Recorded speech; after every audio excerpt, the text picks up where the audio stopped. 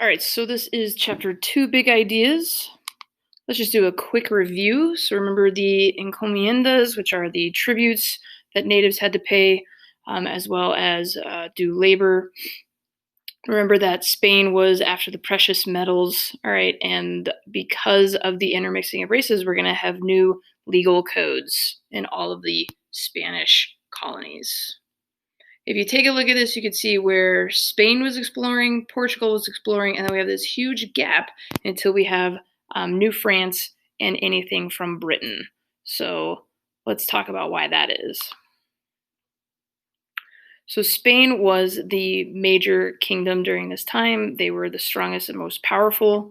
Eventually, England is going to want to begin expanding as well. And the Spanish Armada of 1588 is going to be what helps this. So they're going to go to a sea battle with Spain, and the little British ships, literally fishing ships, is actually going to win the battle, mostly because of natural conditions, because there's going to be a huge storm out on the sea, which is going to destroy the Spanish Armada, but benefits Britain by helping them become the new empire. Okay, something to know is that sugar, remember, sugar is the #1 crop during this time, requiring massive amounts of labor, which is why we really begin doing slave labor and slave purchases. So sugar plantations are in Brazil. These are Portuguese factories. They are very labor demanding.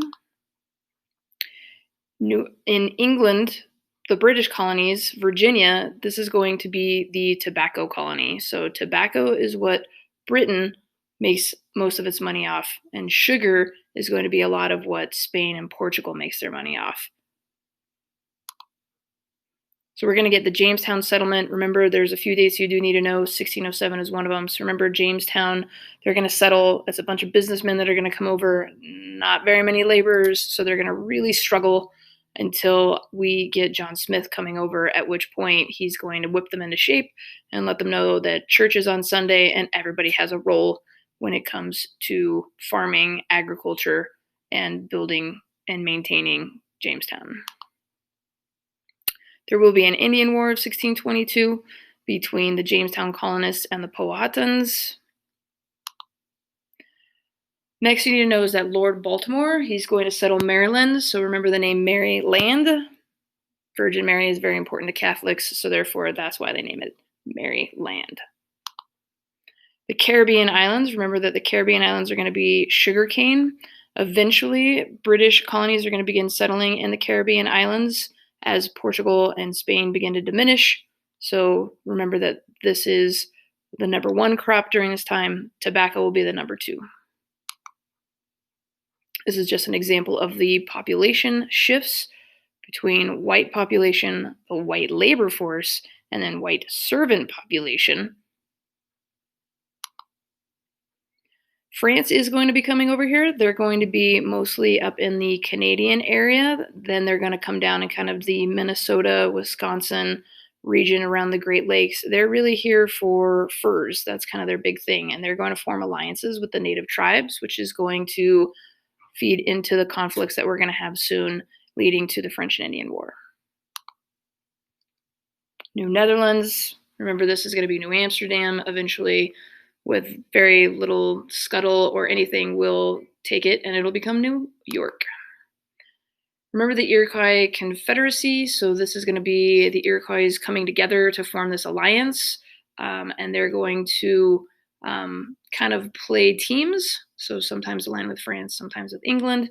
So eventually they're going to align with England and become a pretty powerful force. We have the Puritan migration. So remember, they land in the Massachusetts Bay Area, and they're going to move forward, and they're going to begin settling all of this new land.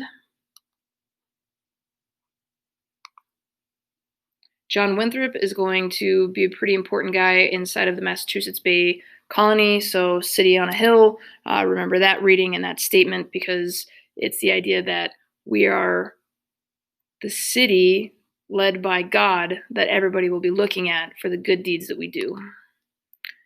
We're going to keep building this Bay Colony. Roger Williams is going to get kicked out of the Bay Colony, and he's going to go establish Rhode Island. And Hutchinson is also going to get kicked out of the Bay Colony because she is a woman and she is preaching. Big no-no when it comes to the Puritans. So they will kick her out, and she will also go to Rhode Island. New England is spreading and growing. We're going to get into Connecticut during this time period. Remember that during this time we are going to have the Salem witch trials, which are going to be a little bit of a conflict. We're going to accuse people of witchcraft, and then we're going to persecute and kick them out of the colonies, jail them, and in some cases actually execute them. There's going to be a Pequot War between the Puritans, so be sure to look into that.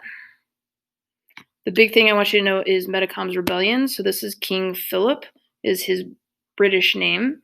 Metacom is his native name. This is going to be a conflict that's going to last about 3 years with the Massachusetts Bay Puritan population. He does actually ebb on winning for a while until the Puritans begin making more allies with Christianized and converted natives and are able to overcome Metacom. Bacon's Rebellion, remember this is a challenge to government, all right, but this is also going to be where the landless freemen, kind of come together in order to get more land and move in the western frontier. So Bacon is going to lead this rebellion by moving west and having conflicts with natives, looking to Virginia to help, and Virginia is not going to assist. So, all right, and then also remember that Massachusetts Bay, all right, landowners get to vote. This is male heads of household is their government system. All right, so again, if you're poor and you're white, you're going to have to move west in order to get more land.